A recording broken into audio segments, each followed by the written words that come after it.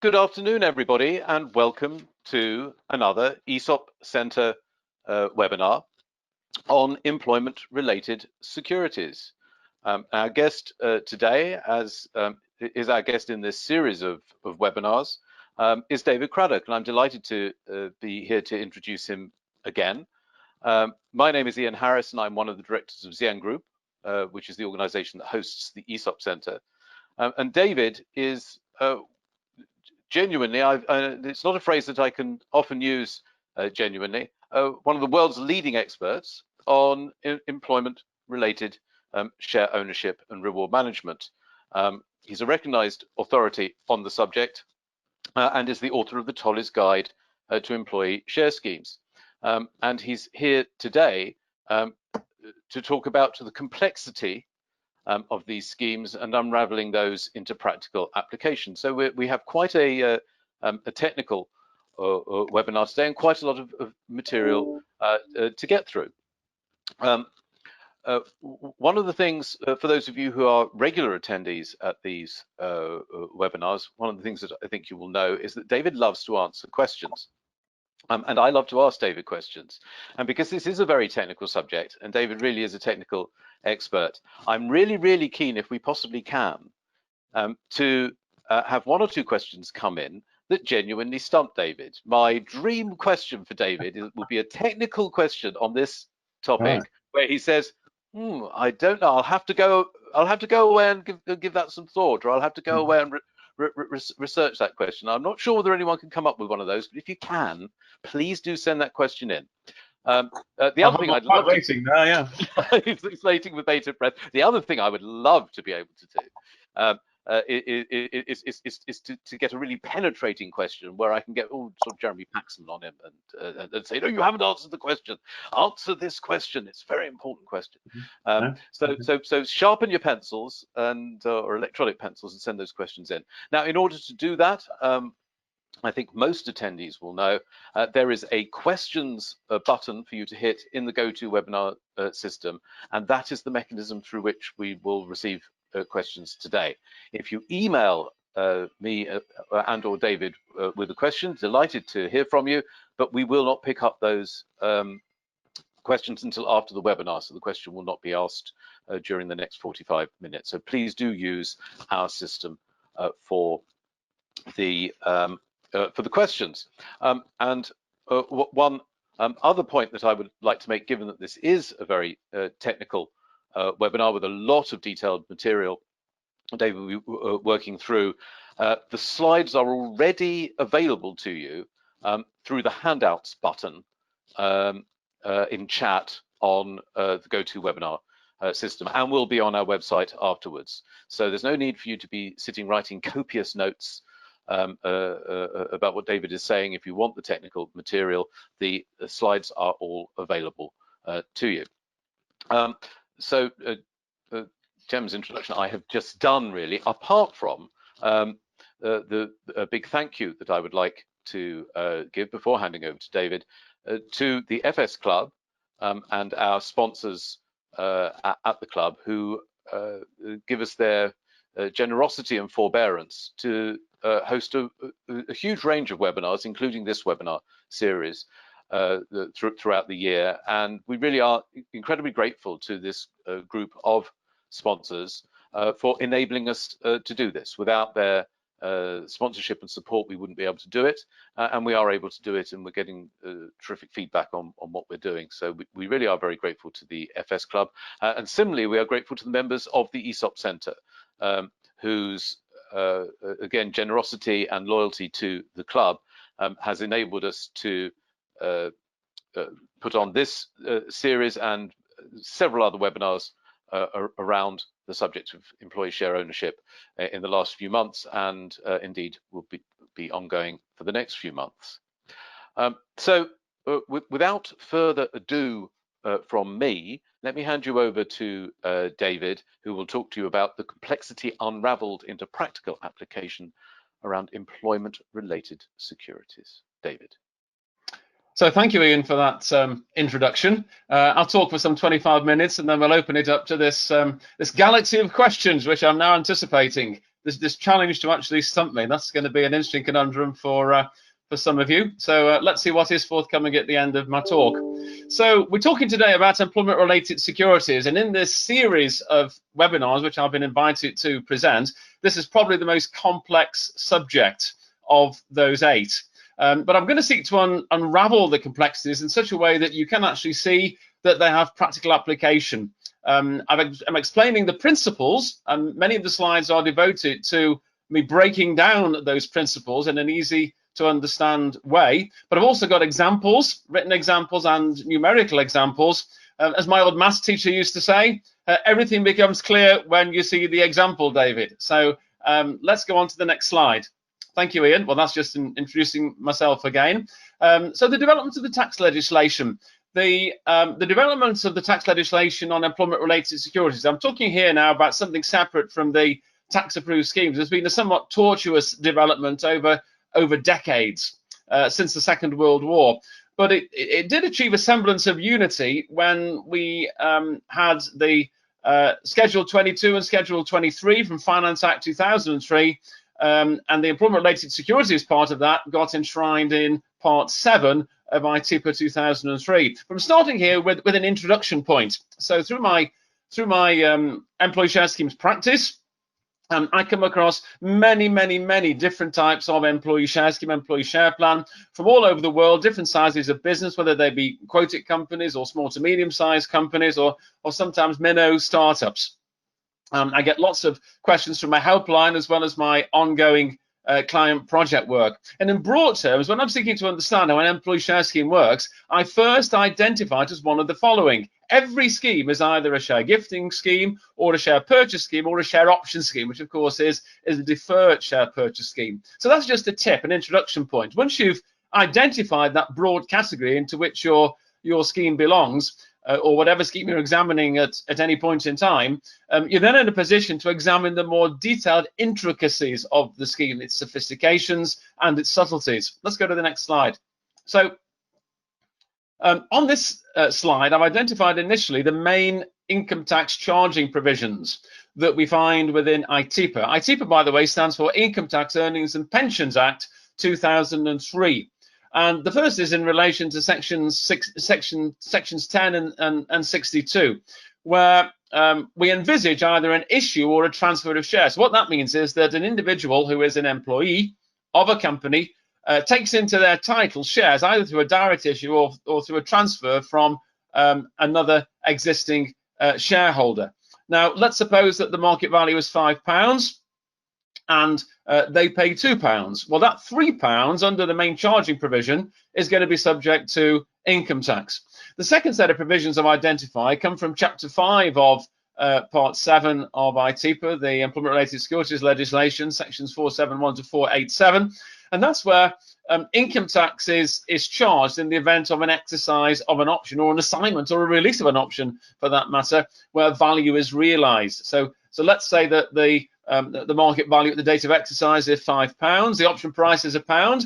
That £4 difference is going to be subject to income tax under the main income tax charging provisions. But what we're looking to do, of course, is to actually find reliefs from those charging provisions. Now, the mainline reliefs, of course, with which we are more familiar, and I gave a presentation on enterprise, 2 presentations indeed on enterprise management incentives for the FS Club and ESOP Centre earlier in the year, are the historically known as the tax approved schemes. They're now technically known as the tax advantage schemes. So we're looking there at the share incentive plan. We're looking at the savings related share option scheme, both of which are all employee schemes. Also moving into the discretionary schemes, the CSOP or CSOS as it's sometimes referred to, and of course EMI.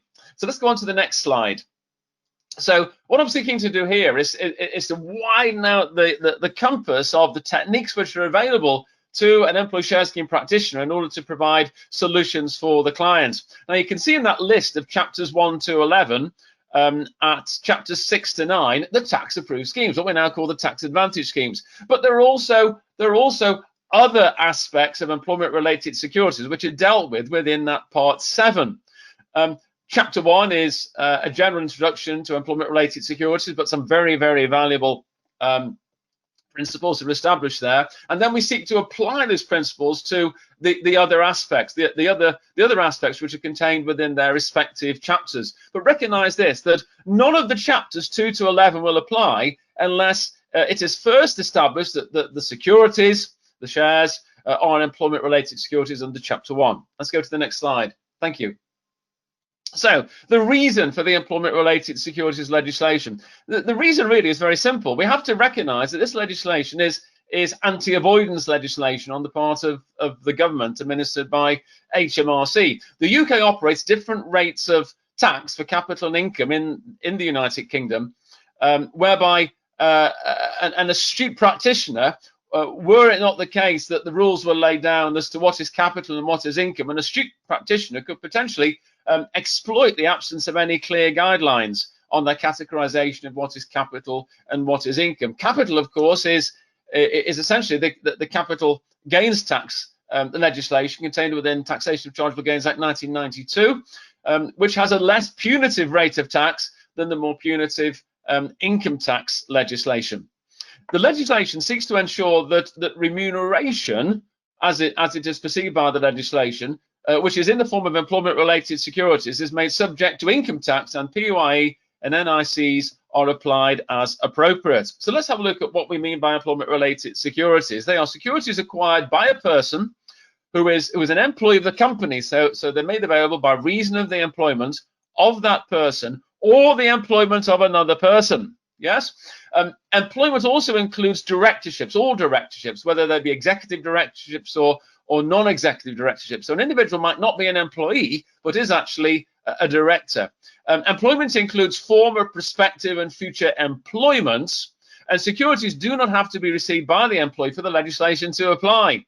So it really is very, very wide in its scope. The securities could, for example, be received by a family member or by a trust. I note here the position on founder shareholders, and maybe one of the questions that comes up later will be on that subject, and it is a very, very debatable area. But what I've tried to do is to crystallize key points on all these issues in this presentation. So on founder shares, are the shares made available by the individual himself or herself as the founder shareholder and not by the individual's employer? Historically, that's been the argument that founder shares are not employment-related securities. Under section 4218 of ITPA, the term employee has to be construed in accordance with the definition of employment in that subsection. Again, a supportive section to the case that founder shareholdings are not employee shareholdings. But are the shares made available by reason of a prospective or future employment? And that's where HMRC challenge the position. Let's go on to the next slide. So what I'm saying on this slide is that there are other parts of the legislation which continue to be operative alongside the employment-related securities legislation. So, for example, transactions in securities continues to operate completely independently of the employment-related securities legislation. You can, of course, obtain tax clearances for transactions in securities. The National Insurance Contributions legislation was brought in line following the 2003 Finance Act, which established the employment-related securities legislation to ensure that in virtually every case, the NIC treatment follows the income tax treatment, provided, of course, under section 702, the shares are readily convertible securities, which actually brings in the charge to national insurance contributions. The capital gains tax charge, important to recognize that in relation to shares, any income gain which is identified for purposes of the employment-related securities legislation is actually an allowable expense alongside the acquisition cost when you're actually constructing the capital gains tax computation at the date of sale. And then there's the corporation tax legislation, which came in through Schedule 23 alongside Schedule 22 in Finance Act 2003. So Schedule 22 was employment-related securities. Schedule 23 was corporation tax deduction. The corporation tax deduction legislation is now found in chapters 2 and 3 of Part 12 of the Corporation Tax Act 2009. Had a particular interest in what was developing there because I actually was part of the committee working with the government, which determined the recommendations which would be made to government on how the corporation tax deduction worked. And it's very, very subtle how it does work. It seeks to actually apply a principle which says that employees get benefits, but employer also gets benefits. So, for example, where there's an exercise of an option, the income gain, the income gain realized by the employee at exercise, not the sale gain, the income gain at exercise provides the basis for a corporation tax deduction. Similarly, if an individual buys shares straight off, any income gain is available for a corporation tax deduction and is available to reduce the profits assessable to corporation tax accordingly. That really doesn't extend to other types of security, whereas, of course, the definition of securities in employment-related securities legislation is very wide indeed and covers strikingly more than just shares. It covers loans of different types, various other types of securities as well. Let's go to the next slide. So this is a detailed set out of the concepts which are applicable to determine whether shares are employment-related securities or securities, for that matter, are employment-related securities. We've got the factual test. Were the shares received by reason of his or her employment or by reason of the employment of another person? But then we've got the deeming provision, which opens out this wider scope, this wider compass for the charge to be levied on employment-related securities. So were the securities made available by a person's employer or by a person connected with a person's employer? That's section 421B2. So both those tests are found in section 421B. Factual test is subsection 1, deeming provision is subsection 2. Within the deeming provision, though, we have a very interesting principle that you go into the employment-related securities capture zone under the deeming provision, but then you could potentially come out if the right to the shares is received within the normal course of domestic, family, or personal relationships. And that indeed is not just family relationships. It could actually be best friend or long-standing friend. You can never get an equivalent of a COP 10 clearance from HMRC on that, so you need to make sure you've done your analysis, got an expert's view, and contemporaneously prepared an opinion before you actually go ahead with implementation. Let's go to the next slide. Thank you. So here we're looking now at restricted securities. Restricted securities is chapter 2. Restricted securities legislation is in place because there are potentially two definitions of restricted securities value, of securities value. One is the actual market value, which is the restricted market value. The actual market value is the value with all the current restrictions in place, actually in place. Yes, the unrestricted market value is a value which hypothetically assumes that the restrictions have all been lifted and that there are indeed no restrictions in relation to the shares. So key examples of where securities might be restricted securities: shares that have been transferred or forfeited in circumstances where the employee would receive less than the market value of the shares on the transfer of forfeiture. Shares that are subject to restrictions on the freedom of the employee to dispose of the shares, whether it be at market value or not. How do restricted securities become unrestricted securities? Well, either through the passage of time, when at the end of a period of time restrictions are lifted, or alternatively through the achievement of performance conditions, the achievement of performance conditions actually enabling or facilitating or qualifying the restrictions to be lifted. Where are the restrictions found? Typically in the Articles of Association, but maybe in some other agreements, some other contractual agreements which exist between the company and the employee. Okay, next slide, please. Structural test and depressed market test. The structural test says that the employment-related securities are subject to, they must be subject to a contract agreement or arrangement or condition, and that's where the agreement or the articles comes in. And then we have the depressed market test. The market value of the employment-related securities, based on recognized share valuation methodologies, is less than it would be but for that provision. Okay, so that's the structural test, which is the documentary evidence, if you like, and then there's the depressed market value, which is the application of the share valuation methodologies. Those of you who are really interested in that area, I did a share valuation webinar for the FS Club and ESOP Centre some weeks back, and I'm doing another one in November, so you might want to refer to that. Now, a couple of points which are often forgotten, and when I get queries from my helpline, these are almost always forgotten. That there must be an identifiable restriction. You can't simply say the shares are restricted. There's got to be an identifiable restriction, whether it be voting rights or dividend rights or forfeiture arrangements or some element within preemption, whatever it might be.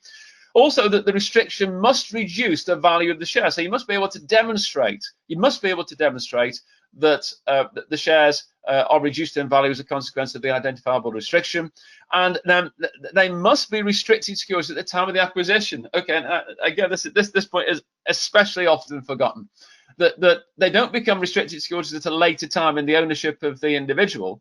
They have to be restricted securities at the date of acquisition to be restricted securities. Okay, let's go to the next slide.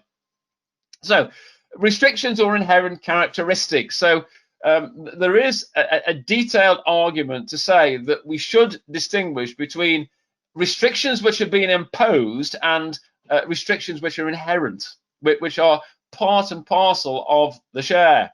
Now, if you talk to recognized practitioners on this matter, they will appreciate this point of the distinction between imposed or inherent.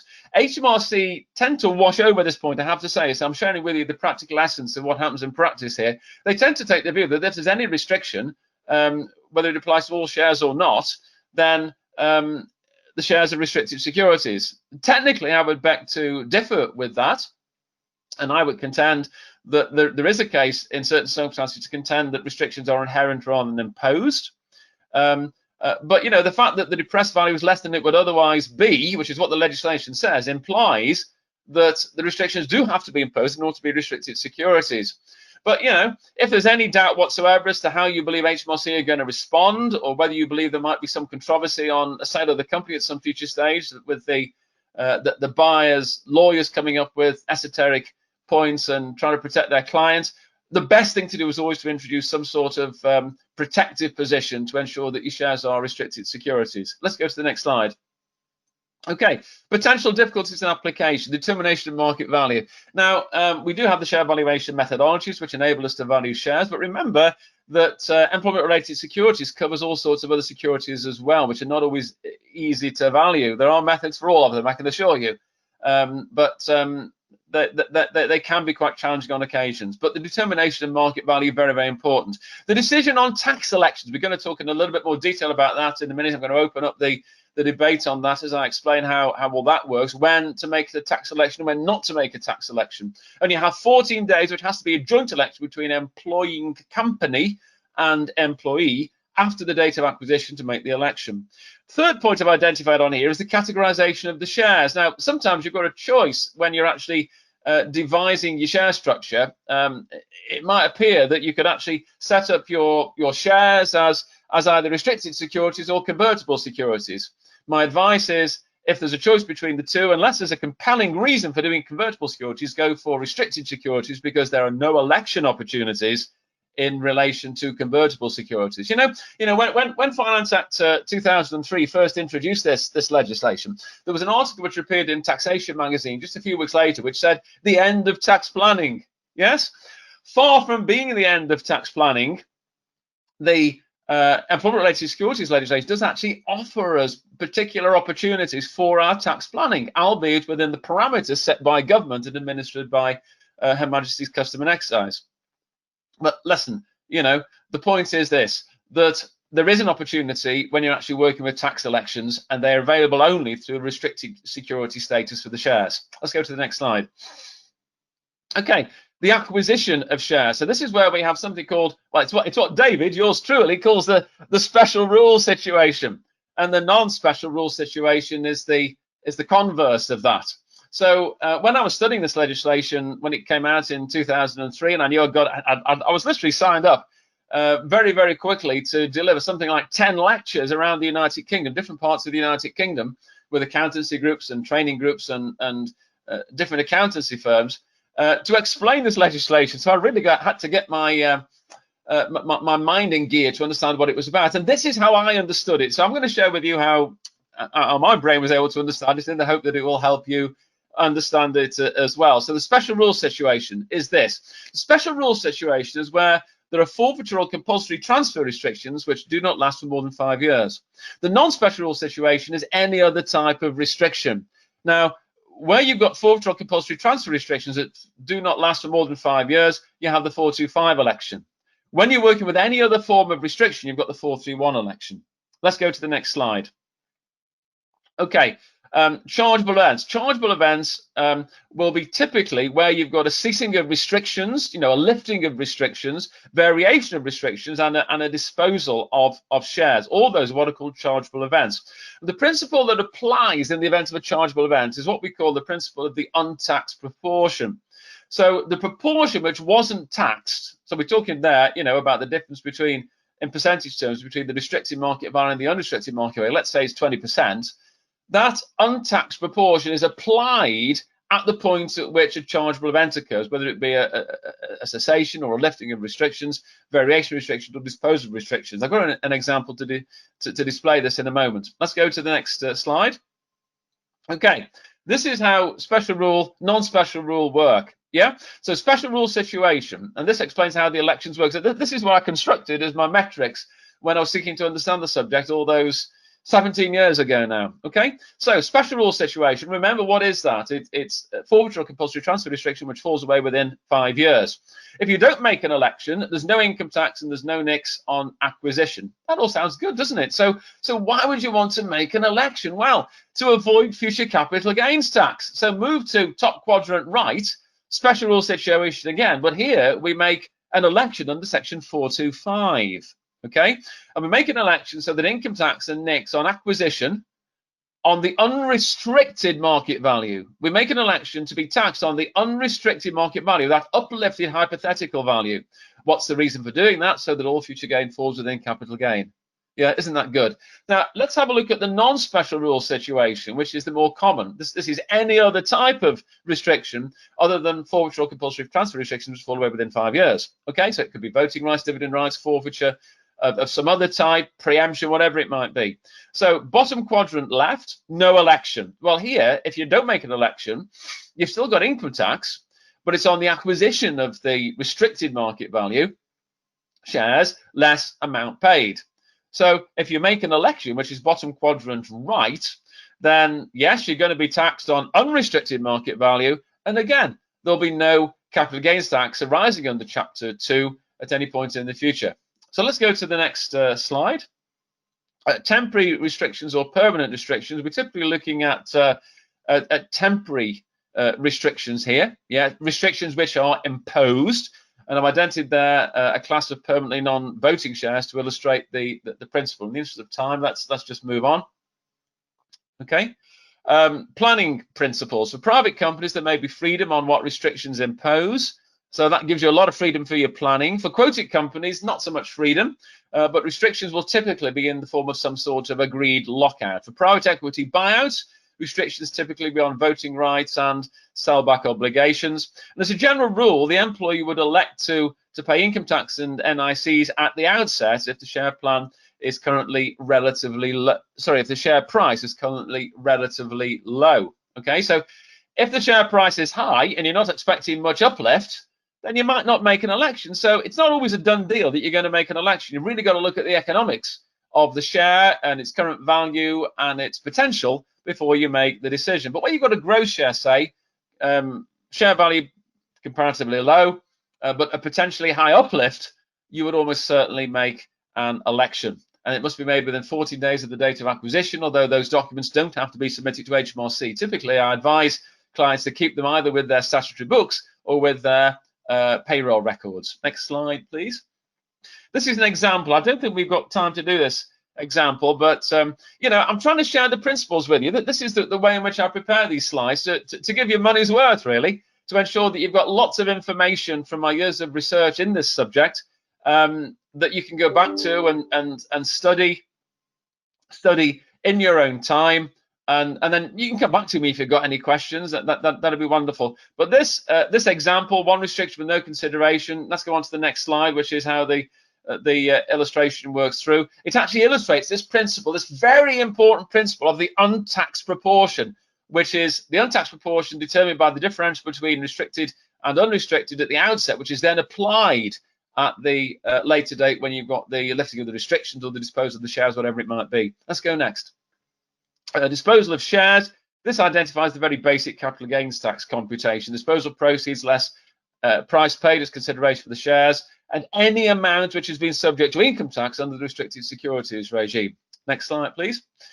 Convertible securities, couple of key points to bear in mind here. What the convertible securities legislation does is it separates the convertible security into two types of security for analysis purposes: the underlying security and the right to convert, effectively the right to acquire a security at some point in the future. The scope of this legislation is very wide. It used to be, prior to 2003, that shares were convertible only at the behest of the shareholder. Now it's still at the behest of the shareholder, but it could also be at the behest of the issuer of the securities, or it could be automatically or otherwise within the articles. Key planning point: look very carefully at your security, because it might be what you're actually seeking to do is simply introduce variations rather than convertibility or conversions, in which case the convertible securities legislation wouldn't apply, where it's simply variations. Let's go to the next slide. 3C is notional loans.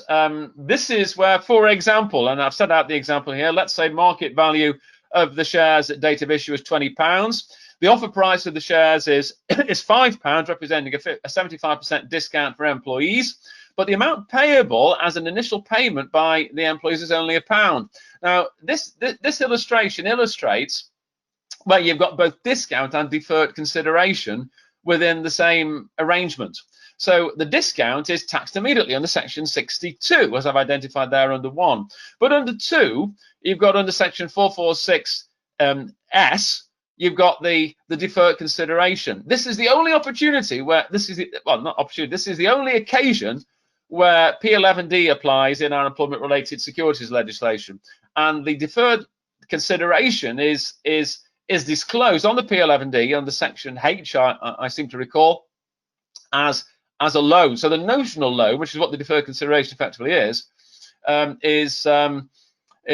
treated as a loan for purposes of P11D disclosure. And essentially that's what it is, isn't it? It is a common sense application of the principle. Always remember that the shares must be paid off before you sell. Otherwise, you're not going to get any capital gains tax benefit. Everything will fall into income tax. That's a very, very key planning point. Next slide. The nature of the earnout. This is the last subject we're going to talk about today. An earnout is part of the consideration for the sale of a business by a vendor. For the employment-related securities legislation, it is deferred consideration. Yeah. Now, important to recognise that HMRC do recognise the worth and the meaning of an earnout.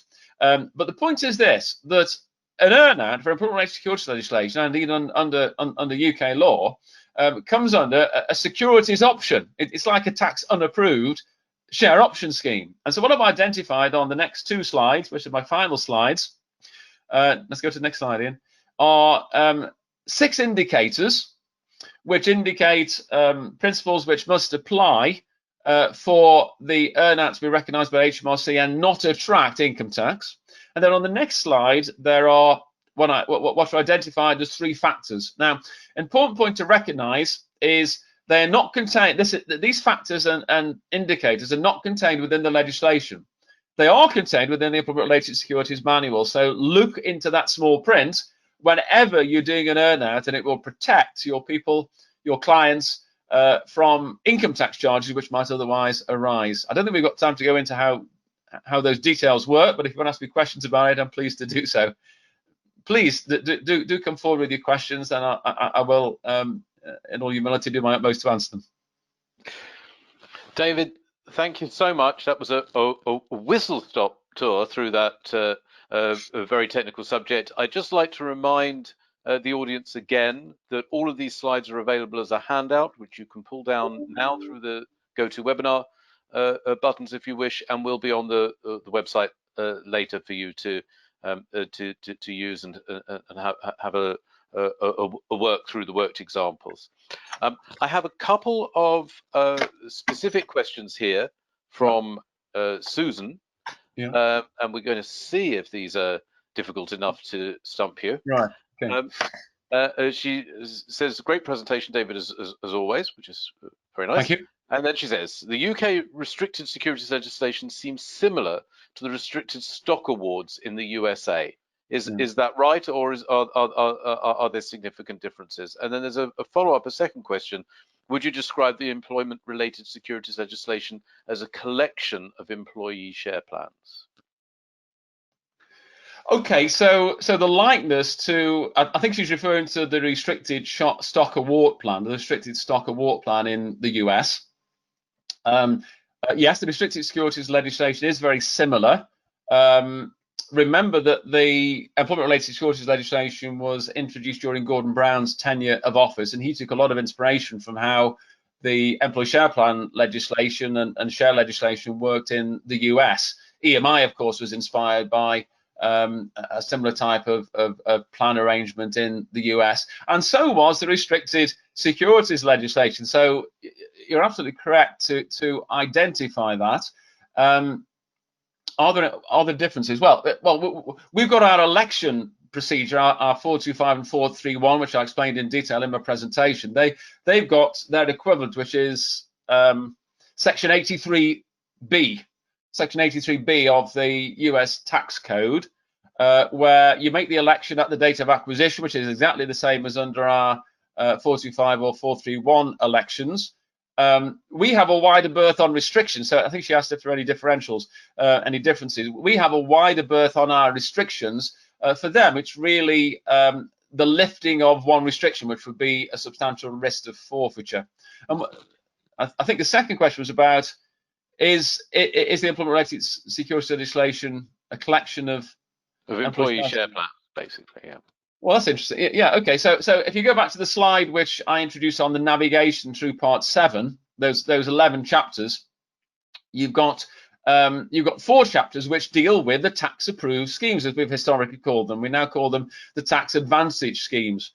So it includes, the legislation includes the collection of those 4 tax advantage schemes. I would also say, though, as well as being a collection of schemes, it's a collection of techniques. It's a collection of techniques which, as practitioners, we need to master in order to equip ourselves with all the tools which we need in order to provide solutions with our clients, and master that legislation and how the techniques interact, which is important. And you're cooking on gas and you've got central heating on any employee share scheme activity. Okay. Does that answer your question? I hope so. We might find out if Susan chimes in again. You got a follow-up, yeah. I think that's a really good answer to that question.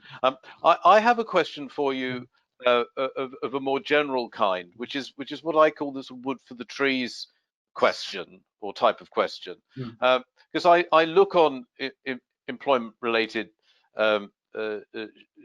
share ownership as something. We initially put that in our company to motivate people and to provide an incentive and try to attract the people who wanted to get involved in our organization in that sort of comprehensive way. And I felt at the time, and I feel even more now when I look at these detailed technical topics, that you can lose the wood for the trees by thinking through all of the detail of this is more tax effective in this way, and doing it this way is more tax effective, if the company works out like this and doesn't work out like that. And you can perhaps end up not seeing the wood for the trees and coming up with something that is from a tax planning point of view very elegant, but perhaps from the point of view of achieving what you originally set out to achieve, so complex or so esoteric that it doesn't achieve what you wanted it to achieve in terms of the people. When you're dealing with these things in practice, David, how do you grapple with those issues? Because you must come across this more or less every time, I'd have thought. Well, it's a very, very interesting question and very well put, Ian. The first thing I do in a consultation is to try and get a sense of how the company operates, what is the morale within the company, what is the attitude of management to employees. Is there a genuine opportunity here to develop a community of interest around shared ownership, whether it be marginal share interests or something larger? So always the guiding thrust must be to understand the company, to understand the people, and to seek to understand what will motivate people within the business. What you then seek to do, of course, is to identify a technique or a collection of techniques or a scheme in order to actually meet that requirement. So there's always got to be that what I call the umbilical cord between the incentive, and I write about this in my book, Toys Guide to Employee Share Schemes, between between the incentive and the objectives which the company is seeking to achieve. There's always got to be that linkage. If it isn't, then the share scheme is just like a pretty figurine on a mantelpiece. It looks exceedingly beautiful, but it's not going to serve any utility purpose whatsoever. So I think that the key is to try and make the scheme as simple as possible. Okay, it really is. And the more techniques, the bigger your toolbox that you have, the more you know which is the best technique to pick out of that box and apply it. Okay. Now, if you can possibly work one of the tax approved or tax advantage schemes in your client situation, all the better, because you get immediate relief from the charging provisions. If you can't, then that's where we're looking at the more esoteric type of planning that that we've been talking about today. I think, though, it's also important to recognize the communication aspect. Yeah. So having identified what motivates people, the communication is crucial. So in my practice, we deal with every aspect of employee share schemes. I've spent the last 40 years seeking to find everything I can about the subject. And as we were talking about earlier, and I do have other interests as well. I'm very keen on sport. I do interviews on holistic health and mindfulness from time to time. And I've got a big interview in the States next week on that. But the point I'm trying to make is that I was really fascinated in this subject through my tutor at Oxford, a chap named David Soskis, who was fascinated by how to avoid unemployment. He had, in the 1970s, sorry to give my age away, chaps and ladies, but in the 1970s, that was a major issue. And his father, who was Sir Frank Soskis, had been Harold Wilson's first Home Secretary, was very influential upon him in terms of the impact of the 1930s unemployment. I was keen on what can you do positively with employment. So working with David, that's what became the genesis in my mind. Yes, I recognized that my mentors were very interested in countering unemployment. I was very interested in employment. What can you do with employment? Okay, this is where you need to understand the motivation. Anyway, the next webinar, I do believe it is the next one, we're going to be talking about communication strategies that I've developed over the last decades. And more really of how to actually simplify, but also to maximize the response from the employee community within the company. David, that's a super answer, and I'm terribly disappointed and almost upset to have to admit that you preempted my follow-up question with the end of your answer, because I was going to ask you about, in the current times where we see unemployment, huge swathes of unemployment pending. Just wondering whether these things are fit for purpose, or how we adapt employee share ownership schemes in our current times. But I think that will probably come up as a line of questioning for one of our later webinars in the program, not least the next one. Yeah. So we'll park that idea, particularly as we've really reached the end of our time, and it's really beholden on me to now just to tell people about some of the other things that we do, and to hand out some thanks. So once again, thank you to our sponsors at the ESOP Centre and the FS Club, without whose support we would not be able to do this program. We're really grateful to you all for that. Just to tell anybody listening who is not yet aware of the resources that are available to you through the ESOP Centre, there is Newspad, which is a wonderful journal edited by Fred Hackworth every month, with all the in-depth coverage of what's going on internationally in this world of employee share ownership, and it's always a really good read. It is, and we also have now through the FS Club and the link with the ESOP Centre, our Bulletin resources, which are proving to be very popular on a whole range of subjects, including employee share ownership. So I would certainly commend those to anybody who's listening, watching, who hasn't had a look at these. You can subscribe to these very easily through the FS Club and Zien websites. And then just to let you know about some forthcoming webinars. So next week on Monday If you're interested in quantum annealing computers or just want to know what they are, there's a webinar at 4 o'clock on that. Another webinar on the subject of climate change, one of our more eagerly subscribed topics, correcting the world's biggest market failure. That's at 10 o'clock next Thursday. And if by any chance any of you are fans of me hosting webinars, I shall be hosting another ESOP Sofa webinar on some hot topics around employee share ownership, and that is the following Monday at 4 o'clock in the afternoon. It's now beholden upon me to thank David. I would like to point out to the more eagle-eyed people who are still in the audience that I have a different background today from the background that you've seen on previous topics. I did get some feedback through an anonymous attender who felt that the clutter behind me was a little distracting. And I would like anyone out there who is a fan of my clutter to know that no clutter has been harmed in the making of this slightly more zen shoji screen background. There's been a little bit of heated debate between myself and Janie, which we've reached the end of now, about whether the clutter should just go or whether it should be covered. But the clutter is there and is fine and is well. But nevertheless, you get this lovely sort of zen background. And because we now have a zen background, I think we should have a zen thank you for David. So a little sounding of a zen bell. Thank you, Ian. Can I just say that if there are questions that people haven't had a chance to air, please send them through to me. I guess via the ESOP Centre. I'll be very pleased to interact with them. We'd be delighted to pass those on. And final thank you, of course, to the audience. Thank you for your attentiveness and for coming back to this series of webinars, which clearly you're enjoying a great deal. We look forward to seeing you again next time. Thank you. Bye-bye, everybody.